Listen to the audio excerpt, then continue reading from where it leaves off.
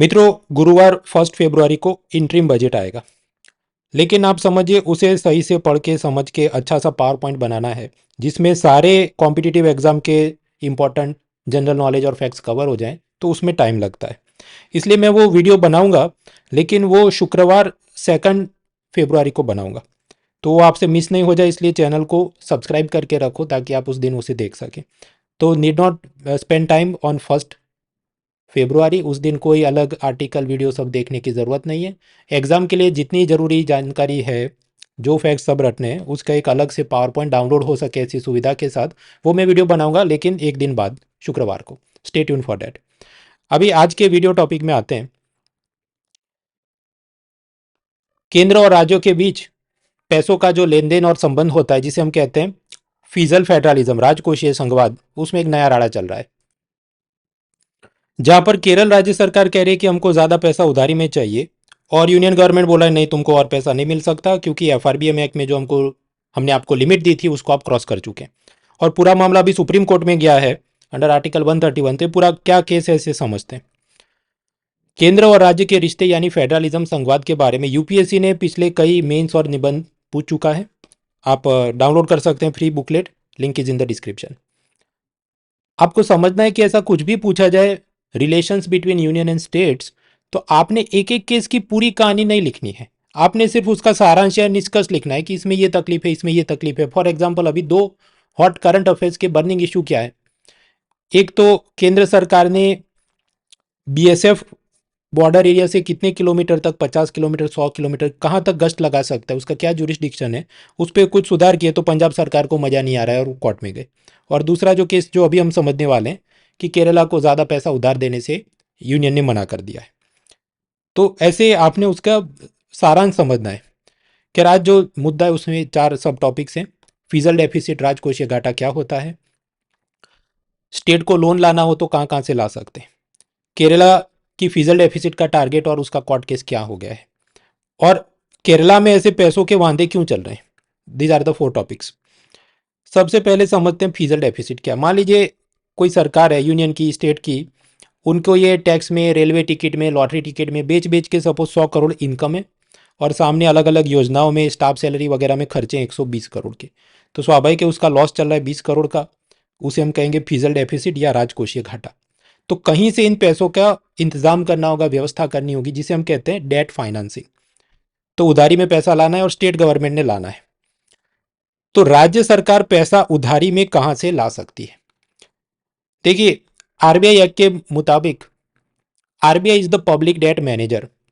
केंद्र और राज्य का जो भी कर्जे का कामकाज देखना है, मैनेजमेंट देखना है, वो आरबीआई देखता है। तो वो लोग आरबीआई के पास जाएंगे, और आरबीआई उस स्टेट के वास्ते, उनको अगर लॉन्ग टर्म का लोन चाहिए, मतलब 1 साल या उससे ज़्यादा, तो मार्केट में वो बॉन्ड इशू करेंगे जिसको हम बोलते हैं state development loans. State development loans जो 1 साल या उससे ज़्यादा अवधि के होते हैं। उनको शॉर्ट टर्म में, मतलब लेस देन 1 ईयर, 1 साल से कम के लिए पैसा उधारी में चाहिए, तो आरबीआई उनको देता है लोन में, और उसको कहते हैं ways and means advances. Ways and means advances. तो ये तो एक बात हुई। कुछ बार ये होता है कि वो केंद्र सरकार से सीधा पैसा लोन में ले लें। फॉर एग्जाम्पल, कोरोना के बाद केंद्र सरकार ने इंडियन इकोनॉमी को रिवाइव करने के लिए आत्मनिर्भर भारत योजना लेके आए, और उसके तहत जो नए नए बजट आए उसमें बोला गया कि देखो, ये हाईवे इंफ्रास्ट्रक्चर, इसको और बिल्डअप करने के लिए 50 साल तक का लोन हम देंगे, केंद्र राज्यों को देगा, और उस पर कोई ब्याज नहीं चढ़ेगा। तो 50 year interest free loans for infrastructure. तो ये भी एक तरीका हो सकता है डेट फाइनेंस का। इसके अलावा एक बार केरल की एक सरकारी कंपनी थी, KIIFB, तो उन्होंने सीधा लंदन जाके पैसा लोन में ले लिया। लंदन में उन्होंने अपने बॉन्ड जारी किए। तो भारत की कोई कंपनी विदेश से पैसा ऐसा बॉन्ड इशू करके लाए और उसके लिए वहाँ बॉन्ड इशू किए गए हों, और वो भी अगर रुपया करेंसी में इशू किया गया, तो उसको बोलते हैं मसाला बॉन्ड। हाँ, तो लंदन में मसाला बॉन्ड इशू किए और पैसा लेके आए। लेकिन फिर सीएजी ने आपत्ति जताई। कंट्रोलर एंड ऑडिटर जनरल ने कहा कि देखो, ऐसा कोई एक स्टेट गवर्नमेंट इंडिया के बाहर से एक्सटर्नल लोन लेके आए तो ये सब अनकॉन्स्टिट्यूशनल है, ये तो असंवैधानिक है। तो ऐसा भी एक झगड़ा और केस चलते रहता है। खैर, हम वापस आते हैं। तो क्या स्टेट को ऐसी कॉन्स्टिट्यूशनल फ्रीडम भी है कि नहीं कि वो लोन लेके आ सके। अलग अलग मामलों पे कौन कानून बना सकता है, तो वो उसके लिए आपको देखना पड़े कॉन्स्टिट्यूशन का 7 शेड्यूल 7वीं अनुसूची। जैसे सिटीजनशिप है, नागरिकता, तो सिर्फ केंद्र सरकार कानून बना सके। लेबर, मजदूरों के क्या वेजेस होना चाहिए वगैरह, उसके बारे में यूनियन भी कानून बना सकता है, स्टेट भी कानून बना सकता है, क्योंकि वो कॉन्करेंट लिस्ट में है, समवर्ती सूची में। हालांकि वो पिरामिड जैसा है कि स्टेट का कानून नीचे माना जाएगा, यूनियन का उसके ऊपर माना जाएगा। कुछ ऐसे मामले होते हैं जिसपे सिर्फ स्टेट गवर्नमेंट कानून बना सकती। For example, public debt of the state, राज्य सरकार की खुद की उधारी। तो अब इस हिसाब से तो यूनियन को पूछने की जरूरत ही नहीं स्टेट ने, बराबर। लेकिन एक और भी उसमें कैवियट यानी शर्त है। आर्टिकल 293 ऐसा बोलता है कि मान लीजिए अगर केरल या किसी भी सरकार ने यूनियन गवर्नमेंट से ऑलरेडी मान लीजिए 10 रुपए लोन में लेके रखे, तो अगर राज्य ने केंद्र का पुराना कर्जा नहीं चुकाया, तो फिर राज्य ने बाजार से और पैसा उधार लेने से पहले केंद्र की मंजूरी लेनी होगी। ऐसा कॉन्स्टिट्यूशन में लिखा है। If a state already owes money to union, then that state must take permission from the union government before borrowing from the market। और स्वाभाविक है, हर एक स्टेट का कुछ ना कुछ तो लोन बाकी होगा जो उन्होंने यूनियन से लिया होगा। तो ज्यादातर केस में क्या होगा कि they have to take permission of the union government. तो हमने देखा fiscal deficit, state debt finance के सोर्सेस। अब तीसरा मुद्दा कि केरला में क्या प्रॉब्लम आ गई है कि सुप्रीम कोर्ट तक उनको जाना पड़ा, क्योंकि हमने देखा है आर्टिकल 293 में सब ऐसी शर्तें हैं कि यूनियन की परमिशन लेनी पड़े। तो उन्हीं सब का प्रयोग करते हुए यूनियन गवर्नमेंट ने 2003 में कानून बनाया, एफआरबीएम एक्ट, जिसका फुल फॉर्म याद रखना है, fizzle responsibility and budget management act. और उसके अंदर बोला गया कि यूनियन और स्टेट ने अपना जो भी एक घाटा है उसको थोड़ा कम करना पड़ेगा। यूनियन को ओरिजिनली टारगेट दिया कि देखो तुम्हारा फिजल डेफिसिट देश के जीडीपी के 3% से ज़्यादा नहीं हो सकता, और स्टेट्स को बोला कि देखो तुम्हारा फिजल डेफिसिट तुम्हारे राज्यों का जो टोटल गुड्स एंड सर्विसेज का प्रोडक्शन है, ग्रॉस स्टेट डोमेस्टिक प्रोडक्शन, उसके 3% से ज़्यादा नहीं हो सकता। ऐसा शुरुआत में बोला गया 2003 में। फिर अलग अलग टाइम पे पता चला भाई हमसे ना हो पाएगा, दिस इज नॉट मैनेजेबल। तो सरकार ने कानून को चेंज करते करते ये सारे गोल पोस्ट अलग अलग टाइम पे डिले किए, डेडलाइन चेंज किए, परसेंटेज चेंज किए, चलते रहता है। तो ये लेटेस्ट नंबर क्या है? लेटेस्ट नंबर याद रखना है कि केंद्र को बोला गया है कि देखो 2024-25 तक आपका फिजल डेफिसिट जीडीपी के 4.5% से ज़्यादा ना हो, ऐसी कोशिश कीजिए। और स्टेट्स को लिमिट दिया गया कि देखो 2023-24 में आपको टारगेट देते हैं fizzle deficit not more than 3% of GSDP. हालांकि अगर आप पावर सेक्टर के रिफॉर्म लेते हैं, मतलब राज्य में जो बिजली चोरी है उसको रोको, ट्रांसमिशन की लाइंस इंप्रूव करो, जो भी सरकारी और प्राइवेट सेक्टर कंपनी उनके लोन के प्रॉब्लम्स चल रहे हैं उसको सॉल्व करने के लिए उनको फाइनेंशियल हेल्प करो, ये सब आप अगर पावर सेक्टर रिफॉर्म लेंगे तो आप और एक्स्ट्रा 0.5% हम आपको एक्स्ट्रा छूट देंगे। तो यानी 3 + 0.5 तो मतलब कितना 3.5। तो ये अभी लिमिट्स दी गई है स्टेट्स को। अब केस ऐसा है कि पिछले साल फरवरी 2023 में केरला स्टेट गवर्नमेंट ने अपना बजट अपनी विधानसभा में प्रेजेंट किया, जहां पर उन्होंने बोला कि देखो हमारी इनकम 1 अप्रैल 2023 से 31 मार्च 2024 के बीच 1.36 लाख करोड़ होगी, ऐसा हमारा अनुमान है। और इसी टाइम फ्रेम में हमारे सरकार के खर्चे होंगे 1.76 लाख करोड़, ऐसा भी हमारा अनुमान है।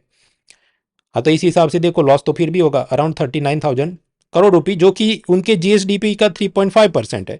तो एफआरबीएम एक्ट के हिसाब से जो सरकार ने, यूनियन गवर्नमेंट ने चेंजेस लिए तो बोला बराबर है, अप्रूव है। तो ये बात हुई थी लास्ट ईयर फरवरी में पूरे फाइनेंशियल ईयर के लिए। लेकिन फिर आगे बढ़ते बढ़ते जब दिसंबर तक पहुंचते हैं तो केरला स्टेट को लगा कि देखो हमने जो इनकम का ये अंदाज़ा लगाया था अपन, इतना तो हो नहीं रहा है, और जो हमारे खर्चे हैं वो उम्मीद से ज़्यादा बढ़ रहे हैं। तो जो अपना कैलकुलेशन ओरिजिनली बोलता था 39,000 करोड़ समथिंग, ये तो सब गड़बड़ हो गया। फिर बोला और पैसा चाहिए, और पैसा चाहिए। तो अब इन्होंने कहा कि हमें तो बाजार से 26,000 करोड़ रुपीज़ और एक्स्ट्रा उधारी में लेना है, कर्जे में लेना है। तो फिर ऐसा अगेन वो जो कॉन्स्टिट्यूशन में लिखा है उस हिसाब से यूनियन गवर्नमेंट की परमिशन लेनी होगी, पर फाइनेंस मिनिस्ट्री ने बोला नहीं मिल सकता, this is not allowed, you are crossing the limits.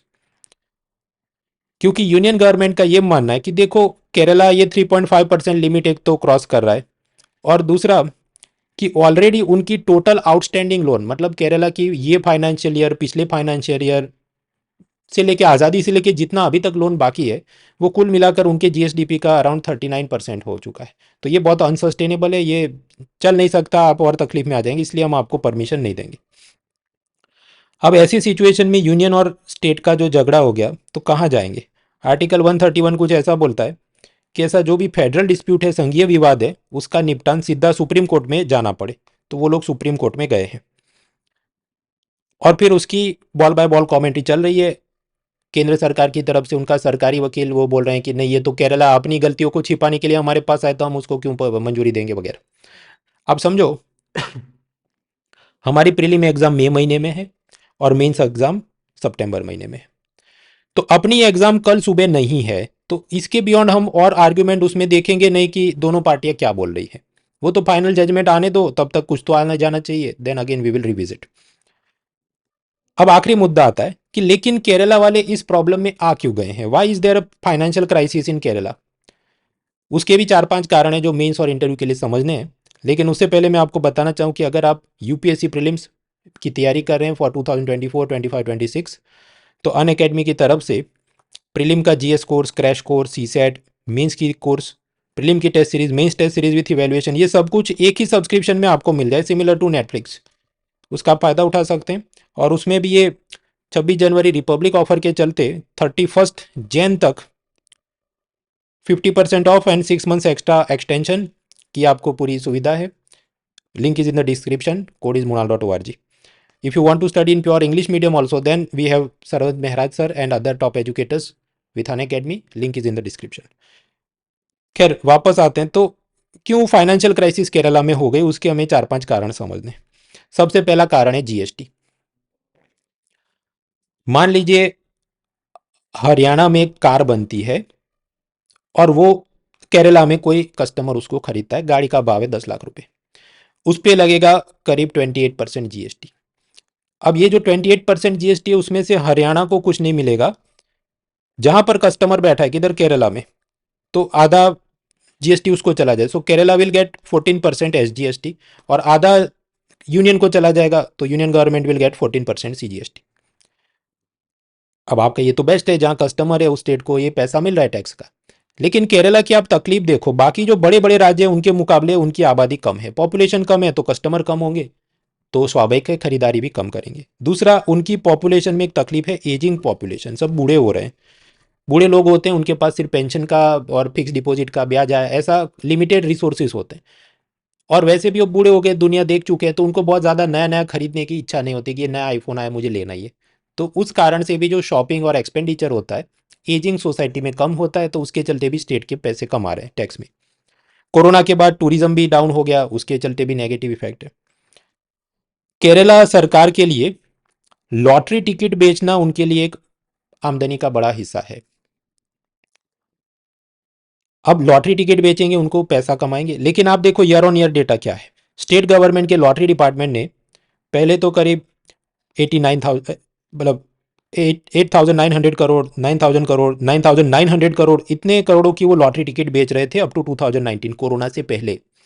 Corona में सीधा आधा हो गया, या शायद आधे के आसपास, 4,900 करोड़ समथिंग। अब इससे देखो दो प्रकार के लॉस होंगे।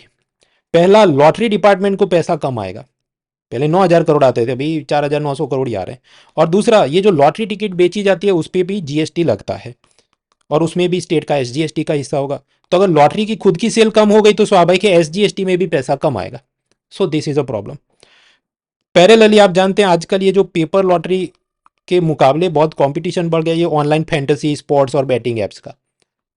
तो उसके चलते भी अब यहाँ पर ऑब्वियसली केरला को एसजीएसटी तो मिलेगा ऑनलाइन ये सब बैटिंग एप्स वगैरह की भी जो फीस चलती है, पर उनकी खुद की जो लॉटरी अब बिकती थी उसमें उनकी इनकम कम हो जाएगी। पहले 9,000 कमाते थे, अभी 4.9 कमा रहे। अनदर इश्यू इज कि केरला के अंदर फाइनेंशियल प्रॉब्लम्स का एक बड़ा कारण है कि वहाँ पर सरकारी नौकरी में बहुत ज़्यादा लोगों को रखा है और उनका जितना आउटपुट आना चाहिए उसमें मतलब कॉस्ट बेनिफिट के हिसाब से ठीक नहीं चल रहा है। केरला ने प्राइमरी एजुकेशन के लिए बहुत सारे लोगों को नौकरी पे रखा, लेकिन मैंने आपको बताया अब वहाँ पर एजिंग पॉपुलेशन है, लोग बूढ़े हो रहे हैं और जो यंग कपल्स हैं वो एक आध बच्चा ही पैदा करते हैं, तो प्राइमरी स्कूल में लोग कम आ रहे हैं। तो हायर एजुकेशन में ज़्यादा होने चाहिए, तो ये सब शिफ्ट कैसे करेंगे? और नहीं तो ये जो एग्जिस्टिंग है उनको सैलरी देते रहो, भले बच्चे तो स्कूल में कम आ रहे हैं। That is a problem. दूसरा बड़ा प्रॉब्लम कि बहुत ज़्यादा लोगों को सरकारी नौकरी में रखा है, तो उसका वेतन यानी सैलरी का खर्चा बहुत ज़्यादा है। गुजरात का एरिया इतना बड़ा है, करीब 4.65 लाख लोगों को सरकारी नौकरी है। केरला उससे काफ़ी छोटा है, लेकिन वहाँ पर गुजरात से ज़्यादा लोगों को सरकारी नौकरी है, 5.26 लाख गवर्नमेंट एम्प्लॉइज। अब ये पॉजिटिव भी है कि उसके चलते वहाँ पर ऑब्वियसली जो हेल्थ एजुकेशन वगैरह में काम अच्छा होगा, ह्यूमन डेवलपमेंट इंडेक्स अच्छा होगा। लेकिन नेगेटिव क्या है? सरकार का खर्चा सैलरी में बहुत ज़्यादा चलता है। अनदर प्रॉब्लम, केरला में कुछ एक ऐसा सिस्टम बन चुका है कि जो रूलिंग पार्टी है, लेफ्ट या कम्युनिस्ट, वो क्या करते हैं, अपने पार्टी के वर्कर्स को 5 साल 7 साल 10 साल के लिए मिनिस्टर के पर्सनल असिस्टेंट पीए का नौकरी दिलवा देते हैं। और फिर उसको बोलेंगे कि अब से ये भी सरकारी कर्मी है, तो अब इसका खत्म, अब इसको लाइफ लॉन्ग पेंशन मिलता रहे। उसी तरह वो मतलब 5 5 साल में समझो कि अगर आपने वो पार्टी ज्वाइन किया है तो आपका कभी नंबर लग जाएगा, आप सर पीए बन जाओगे मिनिस्टर के, और आपको फिर लाइफ लॉन्ग पेंशन मिलता रहे कि आप गवर्नमेंट एम्प्लॉय थे। इस पे केरला हाईकोर्ट में केस भी गया था, अपन फिर वो सब जमा नहीं। अब इसके चलते आप समझो कि एक तो 5 लाख गवर्नमेंट एम्प्लॉयज़ हैं, ये जो 5 लाख गवर्नमेंट एम्प्लॉयज़ हैं, और फिर वो रिटायर होंगे तो उनको पेंशन भी देना है। आप कहें हाँ तो उसमें तकलीफ नहीं होनी चाहिए, आजकल तो एनपीएस है ना कि उसकी सैलरी का पैसा कटे शेयर बाजार में जाएगा और सरकार की जिम्मेदारी नहीं है। लेकिन मैंने आपको बताया वहाँ पर लाइफ एक्सपेक्टेंसी ज़्यादा है, लोग लंबा जीते हैं। कि सपोज पूरे भारत में लोग 67 ईयर्स तक जीते हो, तो हो सकता है वहाँ पर 85 तक जीते हो या उससे ज़्यादा, तो उसको पेंशन चढ़ता रहे। और ये जो एनपीएस आया शायद 2004 में, तो उससे पहले वाले भी जो लोग हों, या तो वो जिंदा हैं या वो पति था तो उसकी पत्नी जिंदा है, भले पति मर गया, तो पेंशन चलता रहेगा। इसके चलते ओल्ड पेंशन स्कीम वाले जो होंगे, जिनको पूरा पेंशन स्टेट गवर्नमेंट ने खुद से देना है, वो काफ़ी ज़्यादा पॉपुलेशन हो जाती है। परिणाम स्वरूप केरला स्टेट गवर्नमेंट का जो रेवेन्यू एक्सपेंडिचर है, उसमें 48% उनके खर्चे सिर्फ ये सैलरी पेंशन में ही चले जाते हैं। और बाकी भी जो पैसा होगा उसमें से कुछ चलेगा पुराने लोन के ब्याज चुकाने वगैरह में। तो दैट इज़ क्रिएटिंग चैलेंज। आप कहें तो इसका सॉल्यूशन ये हो सकता है ना कि सपोज ये जो जो भी एम्प्लॉय हो 58 ईयर्स पे रिटायर होते हैं, तो बढ़ा के 65 कर दो, 70 कर दो, ताकि पेंशन नहीं देना पड़े जल्दी जल्दी। ऐसे प्रयोग 2023 में फ्रांस में करने की कोशिश हुई कि ये जो म्यूनिसिपल वर्कर और बाकी सब हैं उनकी रिटायरमेंट एज को बढ़ाते हैं, ताकि सरकार का पेंशन का बोझ कम हो सके। लेकिन फिर धमाल हो गई थी, तो ये डिफिकल्ट चीज़ है। हालांकि इकोनॉमिक सर्वे ने कहा कि ग्रेजुअली भारत में ये करने की ज़रूरत होगी। केरला, क्योंकि उसका ह्यूमन डेवलपमेंट इंडेक्स, मानव विकास बहुत अच्छा है, तो अच्छा कैसे होगा, वो लोग ज़्यादा पैसा खर्च करते होंगे। तो बाकी स्टेट अपने एक एक व्यक्ति पर मान लीजिए हेल्थ केयर में 1 रुपया खर्च करते हो, तो केरला 1.9 टाइम्स खर्च कर रहा है। बाकी स्टेट सोशल वेलफेयर, गरीबों को पेंशन देना, ये सब में मान लीजिए 1 रुपया खर्च करते हो पर पर्सन, तो केरला 3.7 टाइम्स खर्च करता है। तो ये पॉजिटिव भी है, ह्यूमन डेवलपमेंट इंप्रूव होगा। लेकिन सामने नेगेटिव क्या है, सरकार के फिर फाइनेंशियल प्रॉब्लम हो जाते हैं। खैर, तो इसमें से जो आपको अच्छे अच्छे मुद्दे याद रहे उतना मेंस निबंध इंटरव्यू में बोल देना है। पूरी कहानी नहीं लिखनी है आपको, सिर्फ सारांश या निष्कर्ष लिखना है कि these are the fiscal challenges in the present Indian economy. राज्य और केंद्र के झगड़ालू संघवाद, कॉम्बेटिव फिजल फेडरलिज्म में ये तकलीफ है। बाकी चैनल को सब्सक्राइब जरूर करें, क्योंकि 1 तारीख को जो बजट आएगा उसका मैं कॉम्प्रिहेंसिव वीडियो, जहाँ पर सभी कॉम्पिटिटिव एग्जाम के लिए जो भी हमें फैक्ट्स रटने हैं वो सब पावर पॉइंट डाउनलोड के साथ हम कर सके, वो चीज़ मैं करूँगा 2 फेब को। तो चैनल सब्सक्राइब करके रखना ताकि आपको वो वीडियो का नोटिफिकेशन मिल जाए। Let's crack it.